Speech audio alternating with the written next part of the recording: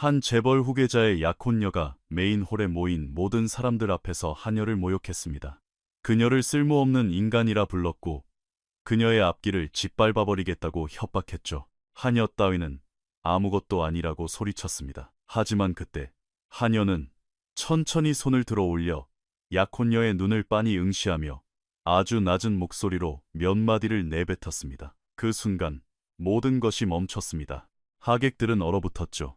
공기마저 차갑게 굳어버렸습니다. 벽에 걸린 괴종시계조차 다음 종을 치기 전에 머뭇거리는 것 같았습니다. 그리고 한 걸음 떨어진 곳에서 흰 난초 꽃다발을 들고 서 있던 재벌 후계자는 자신의 가슴 속에서 무언가 철렁하고 무너져 내리는 것을 느꼈습니다. 하녀가 내뱉은 그 짧은 문장이 이 대저택에 30년 넘게 묻혀있던 거대한 비밀을 들춰내려 하고 있었기 때문입니다. 하지만 제가 그 하녀가 한 말이 무엇인지 말씀드리기 전에 부탁 하나만 들어주세요. 지금 당장 좋아요 버튼을 누르고 아직 안 하셨다면 구독을 눌러주세요. 그리고 댓글로 자신이 당신보다 우월하다고 착각하는 사람과 맞서 싸워본 적이 있나요? 라고 남겨주세요. 저를 믿으셔도 좋습니다. 여러분은 이 영상의 끝까지 머물고 싶어질 겁니다. 왜냐하면 그 하녀가 굳게 봉인된 봉투 속에 품고 있던 것이 여러분이 이 이야기에 대해 생각하는 모든 것을 완전히 뒤바꿔 놓을 테니까요. 자, 이제 시작하겠습니다. 당장 일하러 돌아가. 지금 당장. 윤서진의 날카로운 목소리가 평창동강 회장 일가의 대저택 메인홀 대리석 벽을 타고 울려 퍼졌습니다.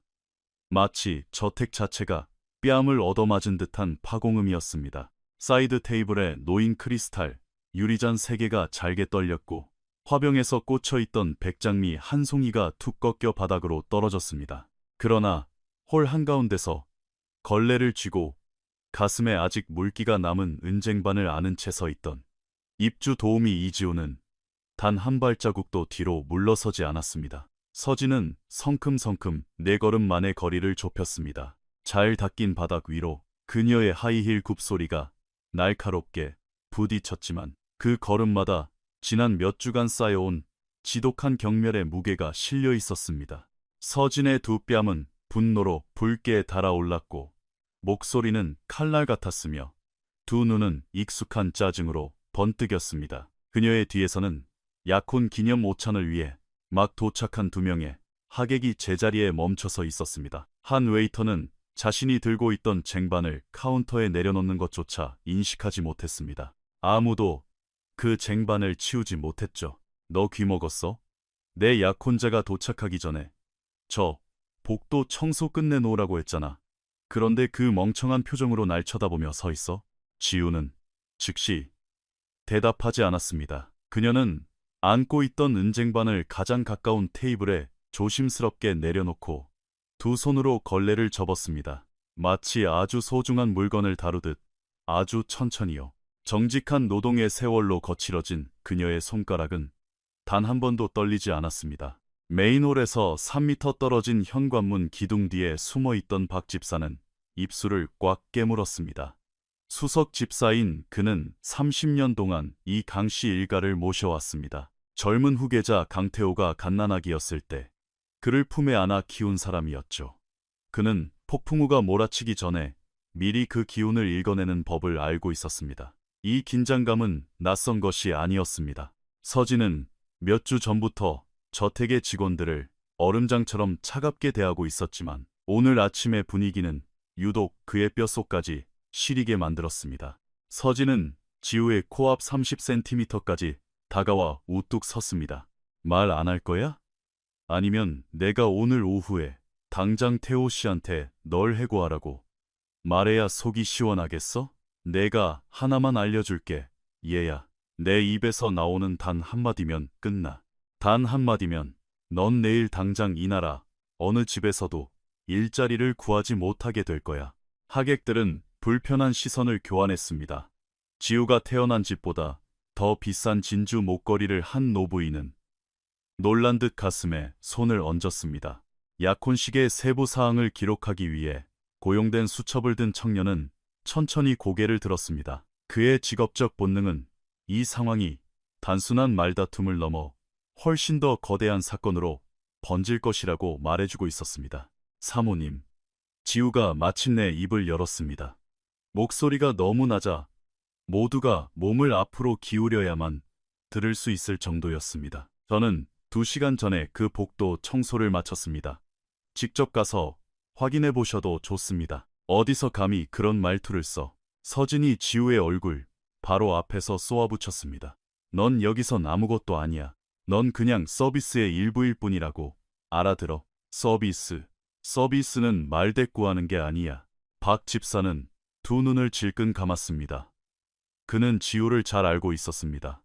그녀는 이 저택에서 7개월 동안 일하면서 단 한 번도 목소리를 높인 적이 없었습니다. 지각한 적도 없었고 사소한 부탁조차 한 적이 없었죠. 그녀는 마치 세상에 어떤 흔적도 남기지 않고 스쳐 지나가려는 사람처럼 스스로 침묵을 선택한 사람이었습니다. 서진은 권위적인 태도로 손을 뻗었습니다. 반지로 화려하게 치장되고 향수 냄새가 나며 완벽하게 네일아트가 된 손으로 출구를 가리켰습니다.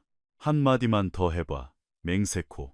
한마디만 더 하면 넌 오늘 밤 당장 짐을 싸게 될 거야. 한마디만 더 하면 서울 바닥의 그 어떤 집안도 넌 정문으로 들이지 않을 테니까.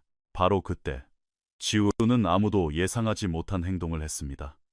그녀는 천천히 자신의 손을 들어 올렸습니다. 불어오는 바람을 멈춰 세우려는 사람처럼 서진을 향해 손바닥을 폈습니다. 소리를 지르지도 뒤로 물러서지도 분노의 찬말로 자신을 방어하지도 않았습니다. 그저 두 사람 사이의 허공에 그 겸손하고 투박한 손을 올린 채 그날 오후를 이전과 이후로 영원히 갈라놓을 말을 내뱉었습니다. 당신의 목소리는 이 안으로 들어올 수 없습니다. 서진은 한 번, 2번 눈을 깜박였습니다. 뻗었던 손을 내렸다가 다시 올렸다가 다시 내렸습니다.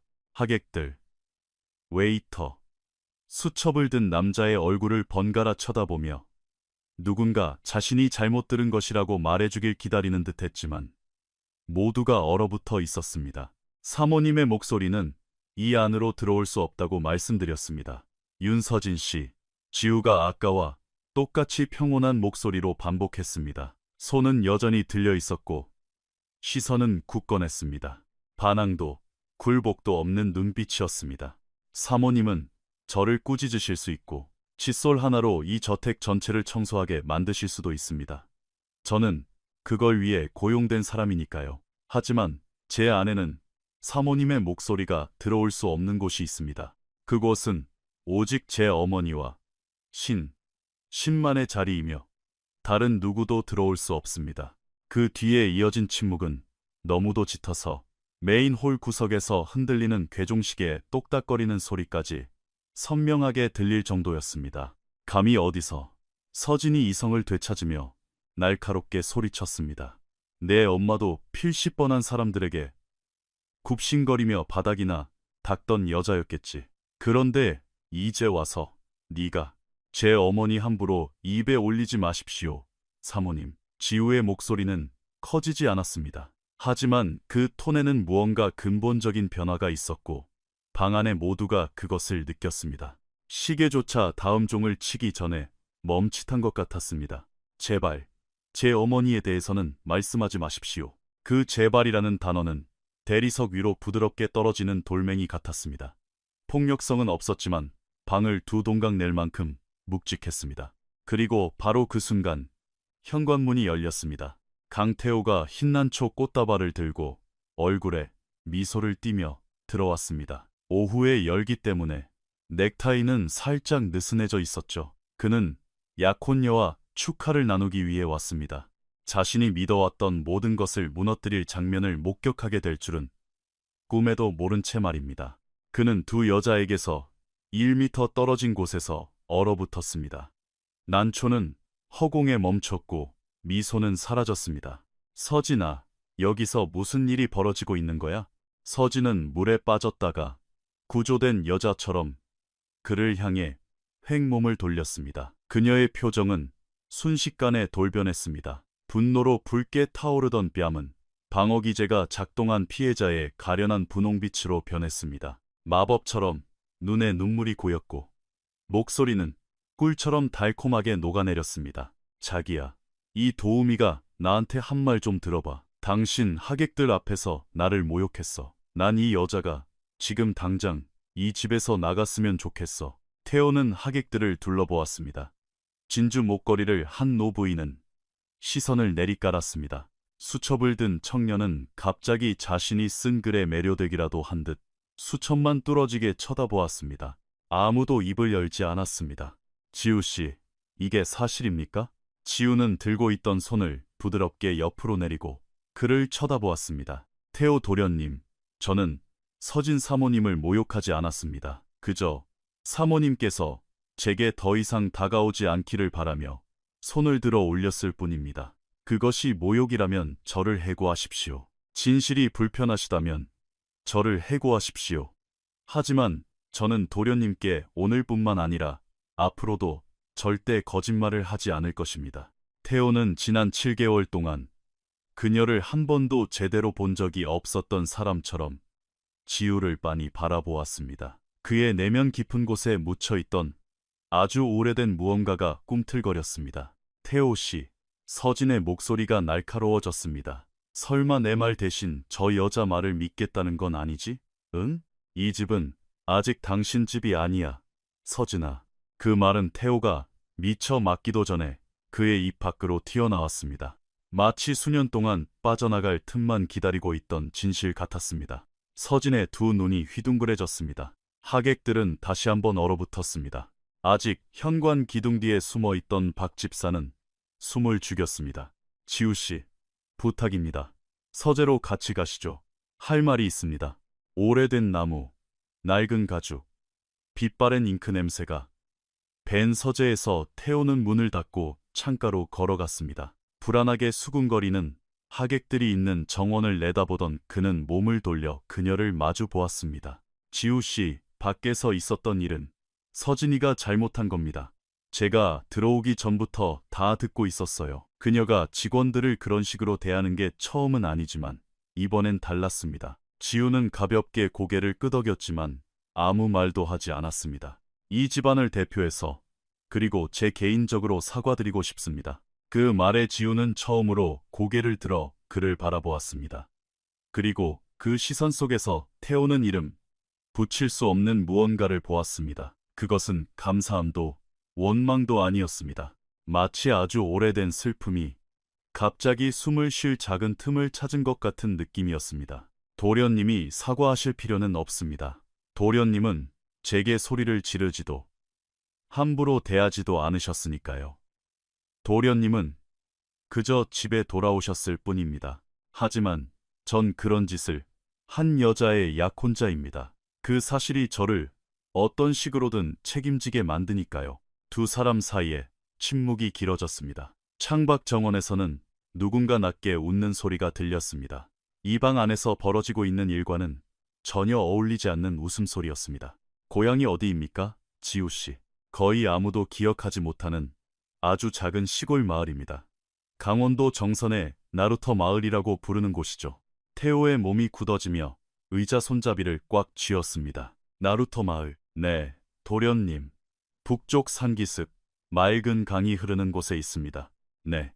태호는 손으로 이마를 짚으며 창가로 걸어갔다가 다시 돌아왔습니다. 제 아버지가 그곳에서 태어나셨습니다. 지우는 전혀 놀란 기색 없이 마치 이미 알고 있었다는 듯 부드럽게 고개를 끄덕였습니다. 아버지는 그곳에서 어린 시절을 보내셨어요. 태호는 거의 혼잣말하듯 말을 이었습니다. 할머니가 아버지를 구살 때 서울로 데려오셨죠.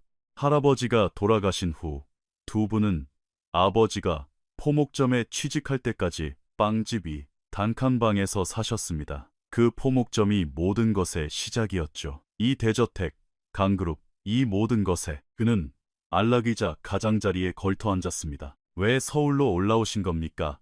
지우 씨, 어머니가 병에 걸리셨습니다.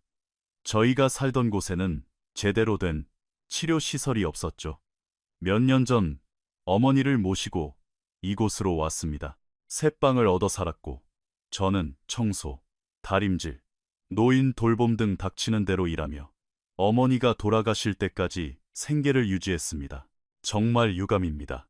감사합니다. 도련님. 어머니가 돌아가신 후 직업소개소에서 여러 일자리를 소개해 주었습니다. 제가 이 집을 선택했죠. 왜 하필 이 집이었습니까?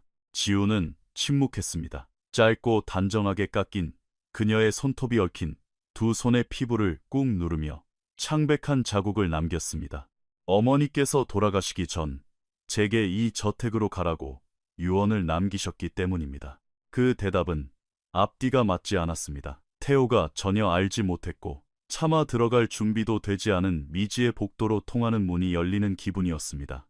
그게 무슨 뜻입니까? 어머니가 이곳으로 가라고 하셨단요? 임종의 순간에 어머니께서 제게 말씀하셨습니다. 당신이 떠나고 나면 평창동 강씨 일가 저택에 들어가 일자리를 구하라고요. 아무것도 묻지 말고 누구에게도 아무 말 하지 말고 그저 들어가서 묵묵히 일하며 기다리라고 하셨습니다. 무엇을 기다리라는 거였죠? 말씀해 주지 않으셨습니다. 그저 기다려라. 때가 되면 알게 될 것이다. 라고만 하셨죠. 태호는 자리에서 일어나 그녀에게 다가가 한 걸음 거리에 멈춰 섰습니다. 그의 눈에는 정확히 눈물은 아니지만 눈물과 아주 비슷한 무언가가 맺혀 빛나고 있었습니다. 지우 씨, 어머님이 우리 가족 중 누군가를 알고 계셨습니까? 저도 모릅니다. 도련님, 어머니는 단 한 번도 설명해 주신 적이 없습니다. 1000번도 넘게 여쭤보았죠. 마지막 날까지도 여쭤봤지만 어머니는 항상 아직 때가 아니다. 진실에는 저마다의 시계가 있다고만 하셨습니다. 더 이상 캐묻지 않았나요? 여쭤보았습니다. 그리고 어머니가 영원히 눈을 감기 전 제게 주신 유일한 대답은 단 한 단어였습니다. 딱 한 단어요. 그 단어가 무엇이었습니까? 지우는 메인 홀에서 서진을 마주했을 때와 같은 평온하고 강인한 눈빛으로 그를 바라보았습니다. 용서. 태호는 발밑의 땅이 흔들리는 것을 느꼈습니다. 어머니가 돌아가시기 전에 용서라고 하셨다고요? 네, 도련님. 용서요. 그리고 제게 굳게 봉인된 봉투 하나를 남기셨습니다. 절대 열어보지 말고 누구에게 전달해야 할지 알게 되는 바로 그 순간에 건네주라고 하셨죠. 아직 그게 누군지 모릅니까? 아니요, 도련님. 아직은 모릅니다. 서재 안의 침묵이 너무나 길어져 마치 바깥 세상 전체가 두 사람의 이야기를 듣기 위해 숨을 죽인 것 같았습니다. 지우 씨, 오늘 일이 끝나면 그 봉투를 제게 가져다 줄 수 있습니까? 그녀는 처음으로 두려움이 섞인 눈으로 그를 바라보았습니다. 태호가 두려운 것이 아니라 그 종이 안에 무엇이 들어있을지에 대한 두려움이었습니다. 도련님, 확신하십니까? 그 안에 있는 것이 모든 것을 바꿔놓는다 해도 말입니까? 그 안에 있는 것이 모든 것을 바꿔놓는다 해도 말입니다. 그녀는 천천히 고개를 끄덕였습니다. 오늘 밤에 가져오겠습니다. 그날 밤, 지우는 자신이 새들어 사는 작은 새방으로 돌아가 낡은 서랍을 열고 빛바랜 끈으로 묶인 낡은 천꾸러미를 꺼내 풀었습니다. 그 안에는 두꺼운 종이로 만들어진 크림색 봉투가 있었습니다. 중심에는 오랜 세월의 발에 희미해진 잉크로 손수 그린 전통 인장 모양이 있었고 그 한가운데 강자이라는 한자가 적혀 있었습니다. 그녀는 마치 더 이상 이곳에 없는 누군가의 얼굴을 어루만지듯 손끝으로 그 문양을 쓰다듬었습니다. 눈물이 부르지도 않았는데 소리 없이 흘러내려 크림색 종이 위에 떨어졌습니다. 그녀는 모든 것을 기억하고 있었습니다. 어머니가 생애 마지막 며칠을 보냈던 병실, 알코올과 식은 국냄새, 그 침대에 누운 연약한 여자가 내일을 보지 못할 것이라는 걸 알고 면회 시간 이후에도 남아있게 해준 야간 교대 간호사, 마지막 남은 힘을 다해 딸의 손을 쥐던 무게감 없는 어머니의 손. 잘 들어라, 내 딸아. 내가 가고 나면 너는 반드시 평창동 강씨 저택으로 가서 일자리를 구해야 한다. 다른 곳은 안 돼. 그곳에 가면 아무에 대해서도 묻지 말고 네가 누구인지 아무에게도 말하지 마라. 그저 들어가서 일하며 기다리거라. 약속해 주겠니? 약속할게요, 엄마. 하지만 대체 뭘 기다리라는 거예요? 때가 되면 알게 될 거다, 내 아가. 바로 이곳에서 느끼게 될 거야. 어머니는 떨리는 손가락으로 지우의 가슴, 정확히 심장 위를 꾹 눌렀습니다. 그리고 이 봉투는 오직 그 집의 주인에게만 전해야 한다. 오직 그 사람에게만. 다른 누구도 안 돼. 약속할 수 있지? 약속할게요. 하지만 이 안에 뭐가 들어있는데요, 엄마? 그리고 그때 어머니는 지우가 평생 기억할 표정을 지었습니다. 작고, 지친, 건조하고, 갈라진 입술로 지은 미소. 그것은 차마 이름 붙일 수 없는 무언가에 대해 용서를 구하는 듯한 미소였습니다. 이 안에는 용서가 들어있단다. 내 딸아, 내가 살아있는 동안에는 차마 구하지 못했던, 하지만 무덤까지 가져갈 수도 없는 용서. 본의 아니게 내가 상처를 주었던 한 소년을 위한 거란다. 이제는 성인 남자가 되었을 텐데 아직 아무것도 모르는 그 아이를 위한 용서 말이다. 지우는 그때 울면서 해답을 애원했지만 어머니는 그저 봉투를 딸의 가슴에 꽉 쥐어주며 마지막으로 용서라고 속삭인 뒤 눈을 감았습니다. 너무 오랫동안 짊어졌던 무거운 짐을 마침내 내려놓고 휴식을 취하려는 사람처럼 말입니다. 지우는 얼굴을 닦고 봉투를 천가방에 넣은 뒤 다시 밤거리로 나섰습니다. 지우가 저택에 도착하기 전 박 집사가 서재로 찾아왔습니다. 라오. 집사의 두 손이 가늘게 떨리고 있었습니다. 태호가 30년 만에 처음 보는 모습이었습니다. 도련님의 아버님께서 돌아가시기 전날 밤, 바로 이 방에서 제게 한 가지 약속을 받아내셨습니다. 만약, 나는 성을 가진 누군가가 이 집에 나타나면 즉시 후계자인 도련님께 알리라고 하셨습니다. 제가 도련님을 실망시켰습니다. 지우가 직업 소개서를 통해 왔을 때 저는 서류를 제대로 확인하지 않았습니다. 서진 사모님께서 직접 면접을 보셨으니까요. 오늘 메인홀에 서 있는 그녀를 보고 어머니에 대해 말할 때 그녀의 눈빛을 보고서야 직원 기록부를 찾아보았습니다. 최라는 성을 본 순간 아버님께서 제가 너무 늦은 것에 대해 용서해 주시기를 바랐습니다. 도련님, 하지만 아직 늦지 않았을지도 모릅니다. 태호는 두 손에 얼굴을 묻었습니다. 아버지는 이유를 말씀해 주지 않으셨나요? 네, 도련님, 그저 박 집사. 만약 그 성을 가진 누군가가 나타나면 내 아들은 내가 차마 용기 내어 말하지 못한 진실을 알아야 할 자격이 있네라고만 하셨습니다. 지우는 밤 9시에 도착해 서재 한가운데로 걸어와 봉투에 포장을 풀고 두 손으로 태호에게 내밀었습니다. 그가 봉투를 받을 때 두 사람의 손가락이 스쳤습니다. 두 사람은 무언가를 느꼈습니다. 전류 혹은 소름. 마치 끊어졌던 두 개의 전선이 마침내 서로 맞닿은 것 같은 느낌이었습니다. 태호가 봉투를 뒤집었습니다. 그의 눈에 눈물이 고였습니다. 이 인장 문양은 아버지가 젊은 시절 편지에 쓰시던 문장입니다. 우리 가문의 성씨인 강, 이 새겨진 전통 인장이죠. 할아버지께서 디자인하셨고 아버지가 평생 사용하셨습니다. 전 이 인장도 아버지와 함께 묻힌 줄 알았습니다. 어머니께서 왼손으로 직접 그리신 겁니다. 오른손은 이미 마비가 오기 시작하셨거든요. 어머니가 우리 아버지를 아셨군요. 저는 모릅니다, 도련님.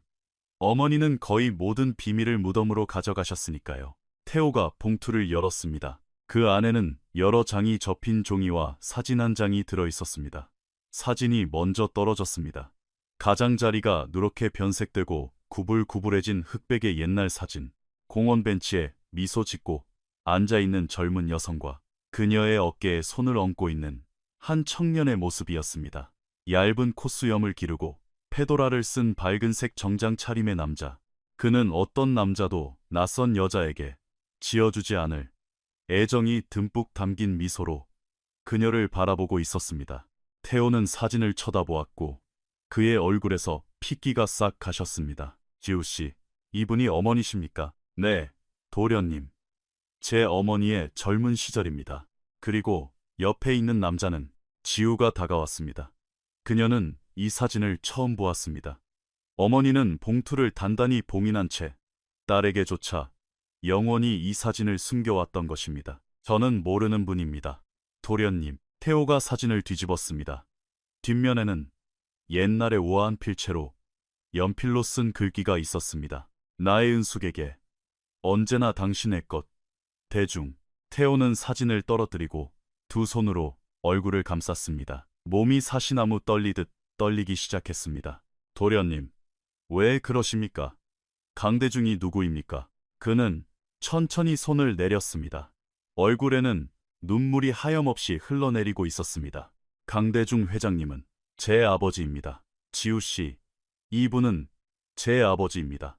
그 뒤에 이어진 침묵은 너무도 무거워서 지우는 자신의 갈비뼈를 때리는 심장박동 소리까지 들을 수 있었습니다. 그녀의 두 손이 떨리기 시작했습니다. 태호가 첫 번째 편지를 펼쳤습니다. 글씨는 오른쪽으로 약간 기울어져 있었고 굳건해 쓰며 낯익었습니다. 어린 시절 그의 생일 카드를 써주시던 바로 그 손글씨였습니다.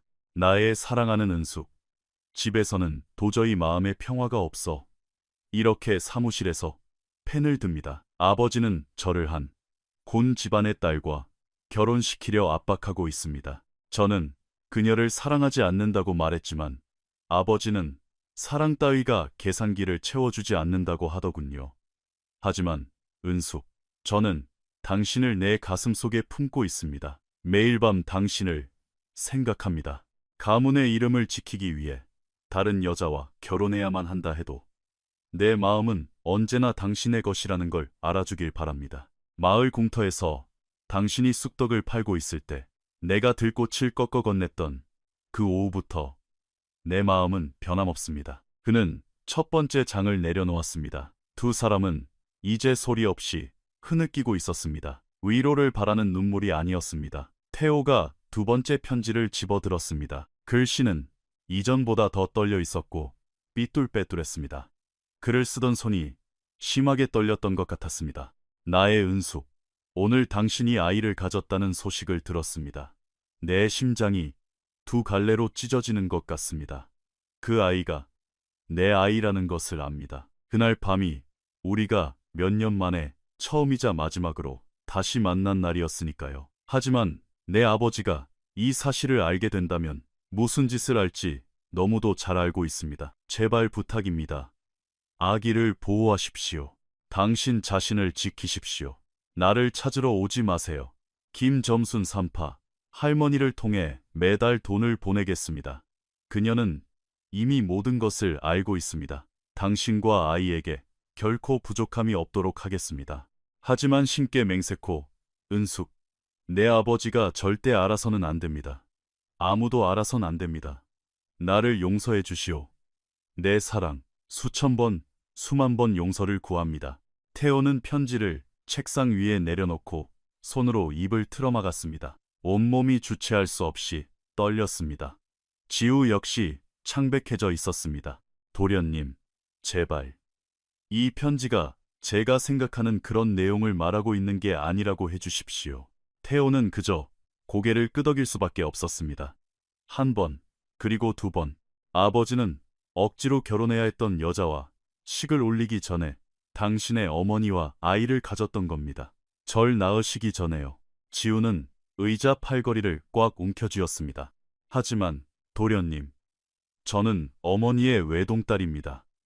어머니는 다른 아기를 가지신 적이 없어요. 제가 모를 리가 없습니다. 지우 씨, 날짜를 보세요. 그녀가 날짜를 확인했습니다. 수십 년 전 어머니가 지금의 지우 나이였을 무렵이었습니다. 지우가 태어나기 한참 전이었습니다. 지우 씨가 아닙니다. 지우 씨가 태어나기 전에 다른 아이입니다. 그녀는 가슴에 손을 얹었습니다. 손가락 밑으로 심장이 쿵쿵쾅쾅 뛰었습니다. 제게 오빠가 있었는데 어머니가 단 한 번도 말씀하지 않으신 거군요. 그리고 제게 형이 있었는데 아버지가 한 번도 말씀하지 않으신 거고요. 두 사람은 책상을 사이에 두고 서로를 쳐다보며 울었습니다. 그들이 오늘 밤까지 살아왔던 삶이 침묵과 두 사람의 무덤까지 가져간 비밀로 지탱되어 온 절반의 진실이었다는 파괴적인 깨달음에 전율했습니다. 태호가 세 번째이자 마지막 편지를 펼쳤습니다. 종이는 더 구겨져 있었고 곳곳에 잉크가 번져 있었습니다. 마치 편지를 쓰는 동안 눈물이 떨어졌던 것처럼 나의 은숙, 아이가 몹시 아프다니. 어제 김점순 할머니에게서 편지를 받았습니다. 열이 떨어지지 않는다고요. 서울에서 의사를 데려가야만 합니다. 내 아버지는 아직 살아계십니다. 만약 내가 나루터 마을로 내려가면 아버지는 모든 걸 알아채고 우리를 파멸시키고 말 겁니다.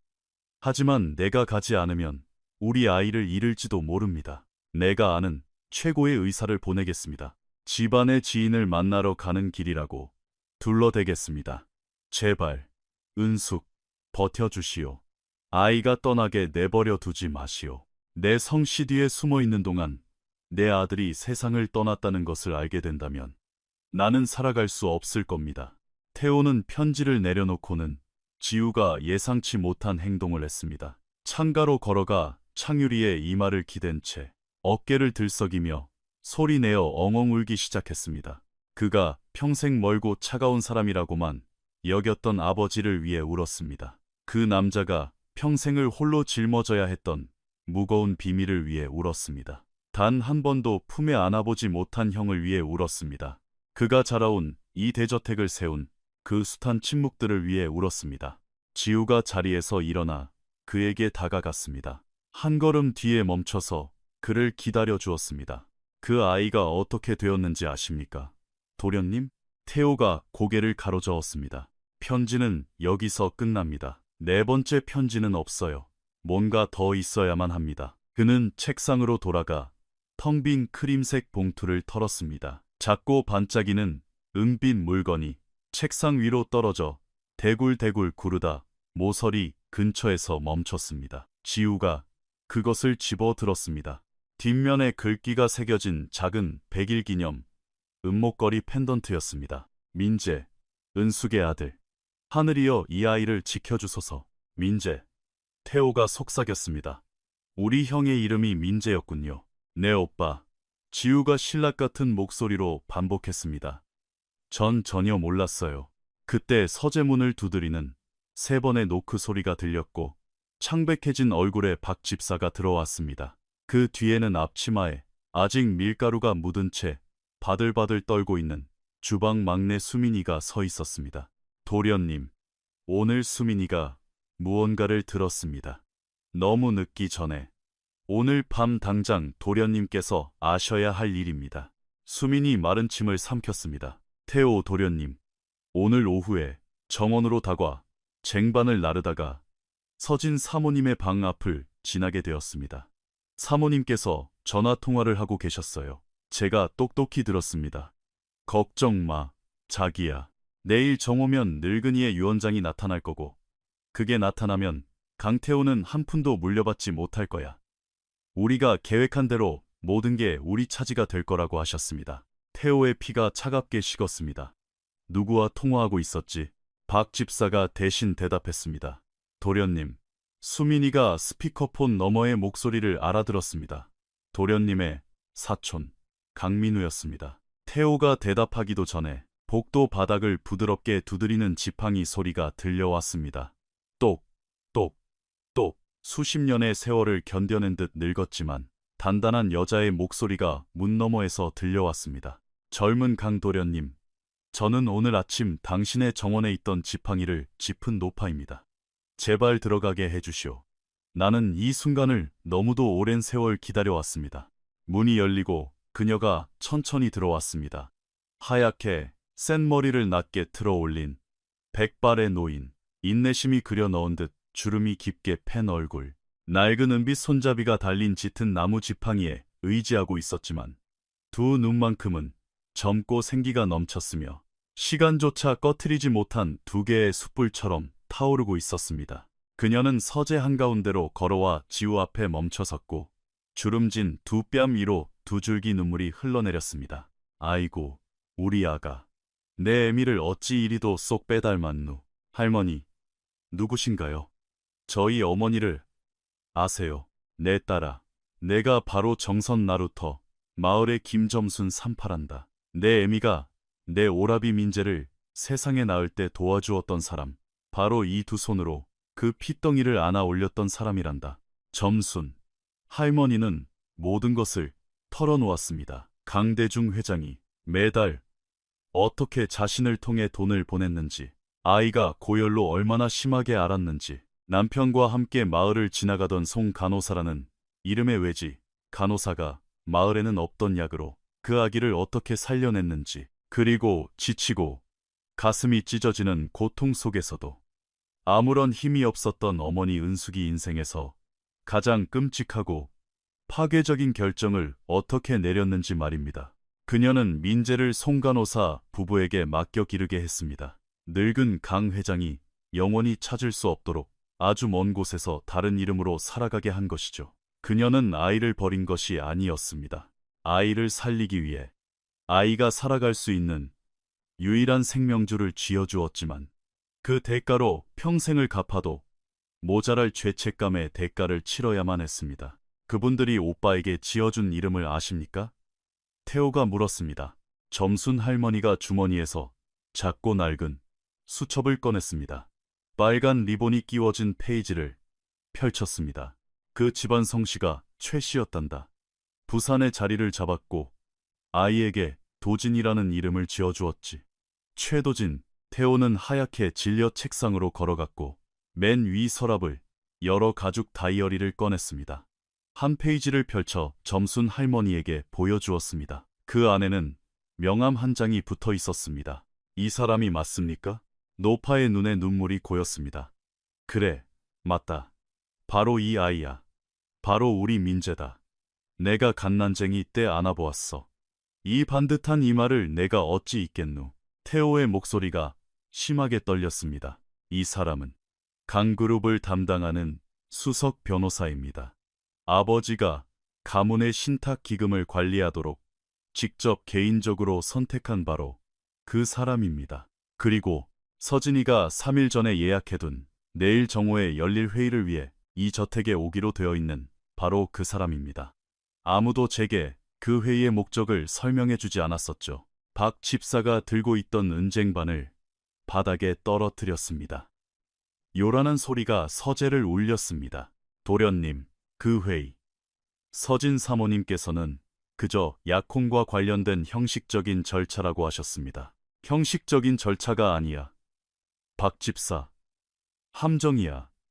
내일 내 친형이 자신이 누구인지도 모른 채 위조된 유언장을 들고 이 집에 걸어 들어와 아버지가 이룩한 모든 것을 서진이와 민우의 손에 넘겨주게 될 거란 말이야. 그렇다면 아침까지 기다릴 수 없네. 점순 할머니가 지팡이를 꽉 쥐며 외쳤습니다. 그놈들보다 우리가 먼저 그 아이에게 닿아야 해. 그 아이를 파멸시킬 종이에 서명하기 전에 도진이에게 자신이 누구인지 말해줘야만 해. 멀지 않은 곳에 삽니다. 태호가 말했습니다. 몇 달 전에 시내로 이사 왔어요. 여기서 20분 거리입니다.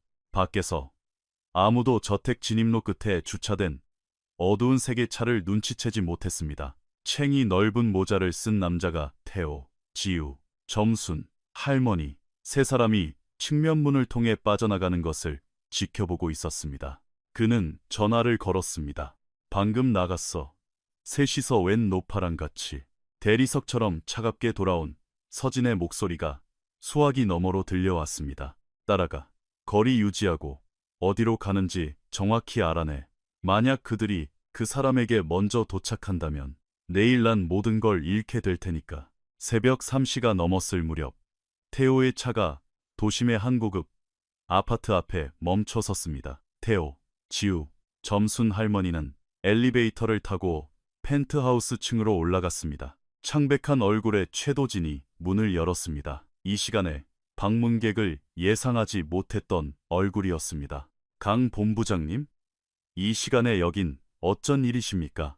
최 변호사님, 모든 일이 다 일어났습니다. 우리 두 사람 인생에서 일어날 수 있는 가장 거대한 일이요. 제발 들어가게 해주십시오. 평생을 다 바쳐 당신을 만나길 기다린 분이 여기 계십니다. 도진은 점순 할머니를 바라보았습니다. 늙은 산파는 눈물 사이로 환하게 미소를 지었습니다. 아이고, 내 새끼. 내 진짜 아비의 얼굴을 어찌 이리도 쏙 빼닮았노. 도진의 내면에서 아주 오래전부터 잠들어 있던 무언가가 갑자기 깨어났습니다. 자신에게 있는 줄도 몰랐던 고대의 본능 같은 것이었죠. 들어오시죠. 아파트 안에서 점순 할머니는 모든 이야기를 풀어놓았습니다. 편지들, 은목걸이 펜던트, 끔찍했던 고열, 그를 살려낸 간호사, 친어머니의 도저히 불가능했던 희생, 박 집사의 낡은 가죽 수첩에 기록된 강대중 회장의 비밀 송금 내역들, 그리고 송 간호사가 서명했던 입양 기록까지 도지는 한 번도 말을 끊지 않고 들었습니다. 이야기가 끝났을 때 그는 자리에서 일어나 발코니로 걸어가 서울의 야경을 바라보며 뒤돌아보지 않은 채 말했습니다. 평생 동안 제 삶에 무언가 빠져 있다는 느낌을 받았습니다. 잃어버린 조각, 파편 같은 거요. 전 양부모님을 사랑하고 저를 키워주신 송어머니를 사랑하고 돌아가신 양아버지의 기억도 사랑합니다. 하지만 언제나 그 이상의 무언가가 있다는 걸 알면서도 도무지 이름을 붙일 수 없었죠. 그가 뒤를 돌아 태호를 그리고 지우를 바라보았습니다. 형제, 그리고 동생, 세상을 향해 수십 년 동안 울리기를 기다렸던 세 개의 작은 종소리처럼 그 단어들이 허공에 떨어졌습니다. 태호가 두 팔을 벌렸습니다. 도진이 그 품으로 걸어 들어갔습니다. 지우도 다가와 합류했고 세 사람은 거실 한가운데서 마치 마침내 잃어버렸던 집을 찾은 세 명의 어린아이들처럼 부끄럼 없이 오열하며 서로를 껴안았습니다. 그리고 나서 도진은 테이블 위에 놓인 서류 가방을 열었습니다. 서진이 다음 날 회의에서 법적 효력을 확인해달라고 그에게 보냈던 위조된 유언장이었습니다. 그는 전문가의 눈으로 그것을 살피고 강대중 회장이 수년 전에 서명했던 원본 서류들과 비교했습니다. 위조된 게 맞습니다. 태호야. 아주 정교하게 만들었지만 가짜야. 이 인장의 문양 중심선이 반대로 되어 있어. 우리 진짜 아버지는 항상 이 전통 문양을 왼쪽에서 오른쪽으로 그리셨거든. 이건 반대 방향으로 향하고 있어. 이걸 위조한 놈은 왼손잡이가 아니었어. 하지만 우리 아버지는 왼손잡이였지. 형 말이 맞아. 아버지는 왼손잡이셨지. 그리고 강민우와 윤서진의 이름으로 재산을 양도한다는 조항들은 최신 법률 소프트웨어로 작성된 문구야. 아버지는 이런 식의 용어를 사용하신 적이 없어. 이건 수년 전이 아니라 불과 몇 주 전에 작성된 거야. 그럼 우리에게 증거가 있는 거군요. 내일 그들이 그 회의실에 들어왔을 때 결코 빠져나가지 못하게 할 충분한 증거가 다음 날 오전 11시 30분 강씨 일가 저택 메인홀은 사람들로 붐볐습니다. 태호가 이사회 임원들을 이유도 설명하지 않은 채 전부 소집해둔 상태였죠. 서진은 우아한 드레스를 입고 진홍색 립스틱을 바른 채 2층에서 내려왔습니다. 그녀는 오늘이 자신의 완벽한 승리의 날이 될 것이라 확신하고 있었습니다. 강민우는 가죽 서류 가방을 겨드랑이에 끼고 몇 분 뒤 도착했습니다. 서진은 그의 뺨에 가볍게 키스하며 인사했습니다. 다 준비됐어, 자기야. 그녀가 속삭였습니다.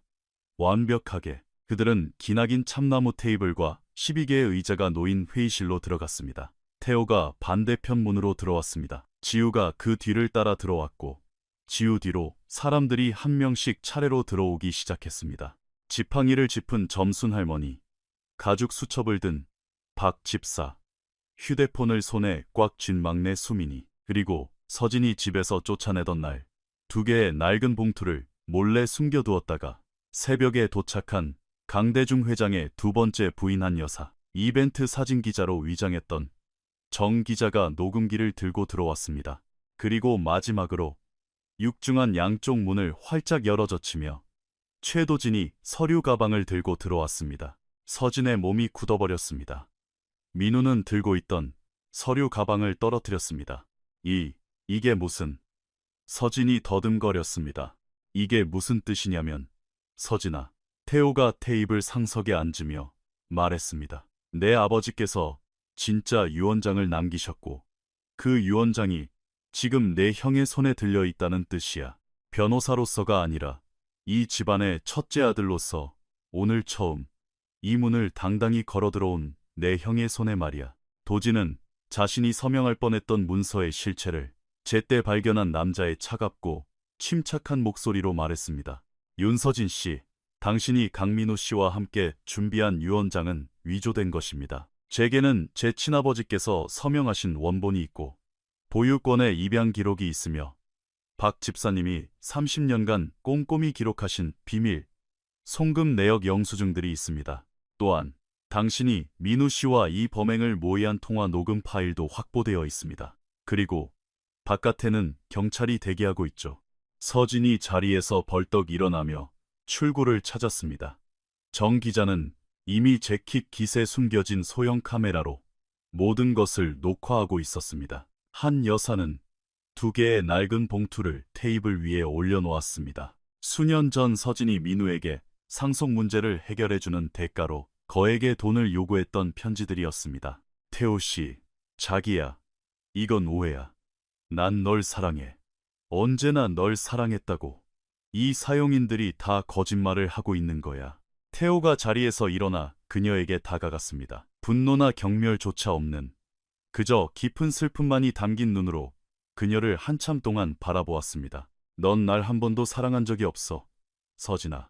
그리고 아주 오랫동안 나 역시 사랑이 무엇인지 몰랐었지. 하지만 어제 손에 걸레를 쥐고 가방에 밀봉된 봉투를 품고 있던 한 겸손한 여자가 내게 진정한 의미를 가르쳐 주었어. 손바닥을 들어 올리며 당신의 목소리는 이 안으로 들어올 수 없습니다. 라고 말하는 법을 말이야. 스스로 걸어나가든 아니면 법이 널 끌고 가길 기다리든 마음대로 해. 그 결정권은 이제 나에게 없으니까. 서진은 의자에 털썩 주저앉았습니다. 민우가 도망치려 했지만 복도에서 대기하고 있던 2명의 경찰관이 이미 문을 막아섰습니다. 정 기자는 녹화 파일을 저장했습니다. 박 집사는 옆에 서서 깊은 존경의 의미로 조용히 고개를 숙였습니다. 이사회는 만장일치로 결의를 진행했습니다. 윤서진과 강민우는 경찰의 호의를 받으며 강씨 일가의 대저택에서 영원히 쫓겨났습니다. 몇 주가 지났습니다. 강씨 저택은 새 상속인의 만장일치 결정으로 이름이 바뀌었습니다. 더 이상 대저택이라 불리지 않고 수십 년에 걸쳐 세 사람의 삶을 연결해 주었던, 살아생전에는 자신조차 그 사실을 알지 못했던 한 여성을 기리기 위해 은숙제, 은숙자라는 현판을 달았습니다. 도진의 입양 서류에 서명했던 송간호사 후에 수녀가 됨가 있던 보유고는 크게 확장되었습니다. 도진, 태호, 지우는 함께 서류에 서명하여 그곳을 가족이 없는 무위탁 할머니들을 위한 영구적인 안식처로 탈바꿈시켰습니다. 잊힌 시골 마을에서 도진과 같은 아이들을 세상에 받아내고 거두어준 이름 없는 수많은 산파와 보모들을 기리기 위해서였습니다. 점순 할머니는 앞마당의 늙은 소나무가 내려다 보이는 은숙제의 정원이 달린 방으로 모셔졌습니다. 한 여사도 집으로 돌아왔지만 이번에는 어른으로서가 아니라 할머니로서 대우를 받았습니다. 지우가 그녀를 그렇게 모셨기 때문입니다. 태호는 태어나 처음으로 그녀를 어머니라고 불렀습니다. 막내 수민이는 연봉이 2배로 인상되며 주방장으로 승진했습니다. 고향에 내려가 있던 현주도 돌아와 수민이 제안한 직책을 기꺼이 받아들였습니다. 박 집사는 은퇴를 결심하는 그날까지 수석 집사 자리를 지켰습니다. 비록 정원에서 열리는 오후의 티타임에는 단 하루도 빠짐없이 참석했지만 말입니다. 그곳에는 언제나 지우와 점순 할머니가 그를 위해 비워둔 빈 의자가 하나 있었기 때문이죠. 윤서진과 강민우는 사기, 문서 위조, 그리고 공모 혐의로 재판에 넘겨졌습니다. 재판은 길었지만 이번만큼은 진실이 온전하게 세상에 드러났습니다. 어느 따뜻한 오후, 굳이 날짜를 꼽을 필요도 없는 평범한 날이었습니다. 지우는 정원의 늙은 소나무 아래 놓인 돌벤치에 앉아 있었습니다. 오빠 도진의 은목걸이 펜던트가 그녀의 손안에 고요히 놓여 있었습니다. 그녀는 그것을 천천히 매만지며 어머니를 생각했습니다. 어머니 은숙이 평생 묵묵히 짊어지고 살아야 했던, 사랑으로 꽉 찼지만 겉으로는 텅 비어 보여야 했던 그 무거운 상자들을 생각했습니다. 그리고 예전에는 고독만이 존재했던 곳에서 2명의 가족을 발견하게 된 이 믿을 수 없는 기적 같은 행운을 생각했습니다. 태호가 그녀의 곁에 앉았습니다. 도진이 다른 한쪽에 앉았습니다. 점순 할머니가 지팡이를 짚고 천천히 다가왔습니다. 한 여사가 쟁반에 시원한 유자차를 내왔습니다. 박 집사는 정원 스피커에 잔잔한 음악을 틀었습니다. 수민이, 현주, 정기자, 그리고 집안의 다른 친구들이 하나둘씩 모여들었습니다.